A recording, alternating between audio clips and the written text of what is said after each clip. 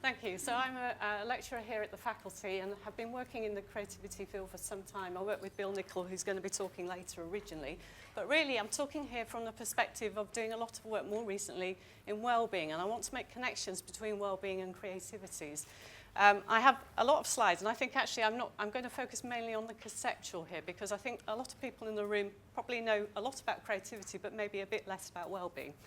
I also would like to acknowledge, before I even get started, Maurice Galton, who has worked with me in all this work, and I'm very grateful to him as a mentor for helping me with what we're doing. Okay, so first of all, well, why are we interested in wellbeing? Well, actually, the wellbeing of students in the UK is pretty dire at the moment. There's been various international studies which suggest that of developed nations, we are pretty much rock bottom. So these are big international studies, survey-based things. There's a lot of criticism about how things are measured, and obviously we could have a further debate about that. But there is a real problem in this country at the moment around young people's well-being.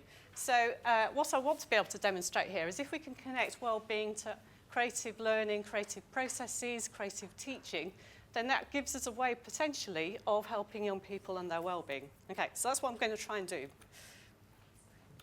So how are these things, creativity and well-being, linked to each other? What I want to be able to provide you with here is an argument that motivation is a bridge between these two important concepts. So the next slides are going to sort of help me develop this, so bear with me. So, well, what do we already know in the field that would link them? First of all, Csikszentmihalyi, which I'm sure all of you are familiar with, he did some work right back in the 70s looking at artists in this state of what he called flow, when you're totally absorbed. And he talked about that as being a theory of intrinsic motivation. But yet, in his later writings, the 2002 book, talks about flow as happiness. So he's already linking creative artists and their work, motivation and well-being. Another very important piece of work, I think, is Teresa Ammanbile. I'm not quite sure I've got the pronunciation right there.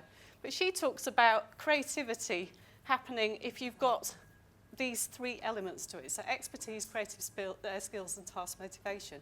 And particularly task motivation, she sees as being very important because you can impact on creativity, particularly through motivation. So again, we've got a link here between creativity and motivation.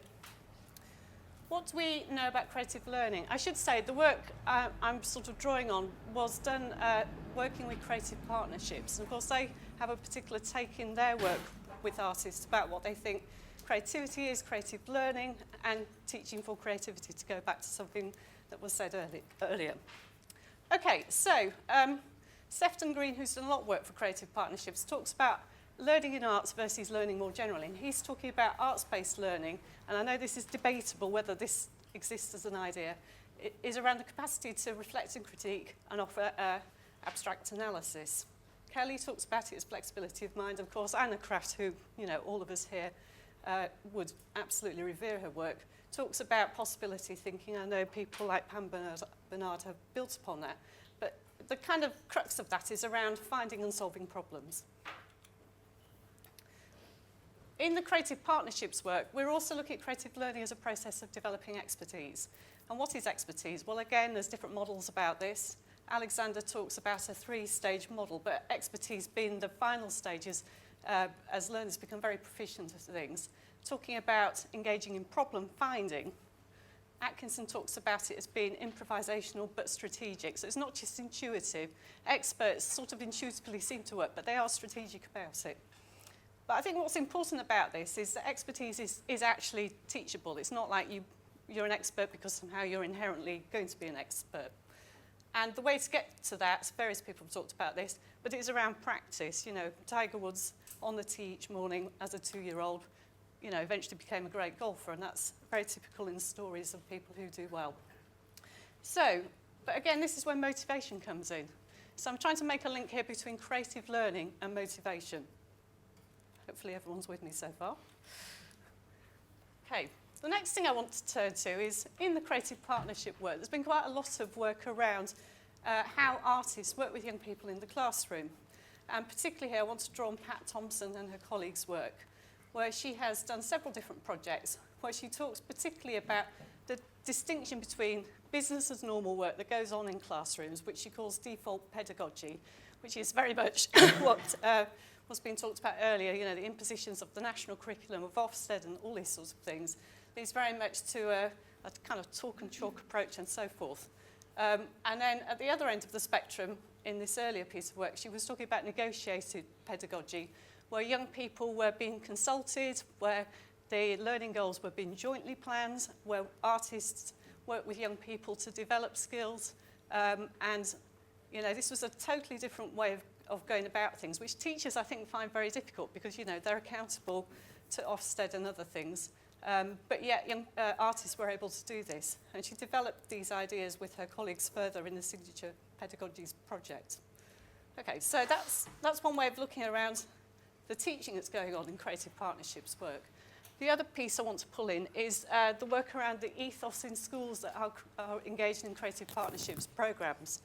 And here I'm drawing on Bragg and Manchester's work, where they were talking particularly about ethos, but also about student voice and the importance of getting student voice, both at primary and secondary level.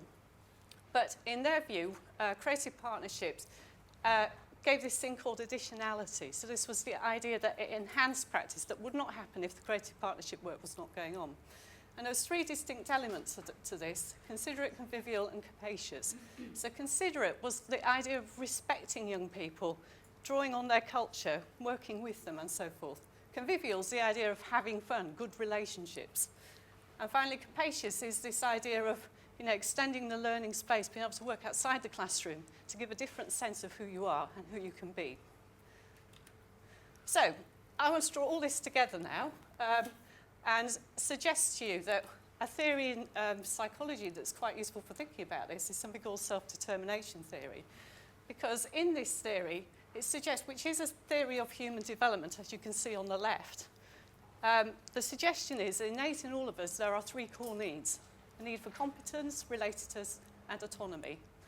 And if those needs are met, then in the original formulation of the theory, we could experience intrinsic motivation. But more recently, they've talked about, and I'll say more about this term in a second, eudaimonic well-being. Now, this will only happen in autonomy supportive environments. So if we think back to the work that Pat Thompson has done and Manchester and Bragg, that is creating autonomy supportive environment to enable young people to have their needs met and therefore experience intrinsic motivation and well-being. Okay, so I just need to say a little bit more about well-being. Just briefly to say, I've been looking at it largely from a psychological perspective, but there are lots of different disciplinary ideas around this. And in our work, we have drawn a little bit on a sociological perspective as well. So I don't want to think that there is only one way of thinking about this. But even within psychology, and positive psychology in particular, there is a distinction made between two types of well-being.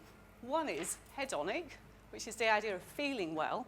You know, it comes from ancient Greek thinkers. Aristippus of Cyrene talked about the Bacchus model, you know, of, you know, you have a great time, you have lots of pleasure, therefore you have well-being. But in contrast to that, Aristotle wrote quite a lot around the notion of eudaimonic well-being, which is the idea of functioning well, having a good life because one is functioning at one's best. Yeah? And actually, what the theories that I've just been talking about are promoting eudaimonic well-being rather than hedonic. Hedonic well-being can come as a result of it, but not as a causal factor. And why do we need both? Well, this is just a quick graphic to show that over the years in America, the percentage of people who've said they're very happy hasn't changed, even though material wealth has increased. So it's not like materialistic things necessarily make you happy. So therefore, I think, you know, there is a good case for having these two types of well-being. Sorry, this is probably not easy to see from the back. I've taken this from the Good Childhood Report, where they just do a little bit more detailed breakdown about the different types of things that fall under these two headings. But the main thing to say is under this feeling side, obviously there's the affective component. There is a small cognitive component about how satisfied one feels with life. Under the eudaimonic, this is more self-acceptance, environmental mastery, relationships, autonomy, purpose, etc. And this, so thinking back to what Pat Thompson's saying about creative partnerships, is the sorts of things that is promoted. So, to put that all together, I guess what I'm saying is There is the potential in creative partnership type work, and obviously my research is from that context, but could apply equally in other classrooms, that if you have a supportive pedagogy and ethos, this is going to promote both creative learning process and intrinsic motivation and allow young people to experience well-being. What would I argue then based on this? There is a real need, I think, to develop autonomy supportive environments in schools. And artists provide a way of doing that, but clearly it's very expensive to put artists in schools, so we need to think about point 3, CPD for practitioners who can take on the sorts of approaches artists are working with. And this is really hard at the moment, particularly we found in our work in the secondary sector, because of all the things that Kerry was telling us about, the EBAC and everything else, the marginalisation of arts, devaluing even creativity skills in other subjects like science. It is difficult, but I mean, one suggestion we could think about is how can we scale this up through things like lesson study, which is an approach for professional development that some of you will be familiar with. In our work with creative partnerships, we did find that in the primary schools, there was some evidence for an impact on wellbeing, but in the secondary schools, almost none. And that's because artists tend to work with very small groups of students, often thought to be at risk. So, you know, it was very contained. How do you scale that up? I think that's a real problem. And finally, the last thing I want to say is that well-being and health are very linked. And we do have problems, for instance, with obesity of young people in this country and so forth. So this approach also, I think, has the potential to address health issues.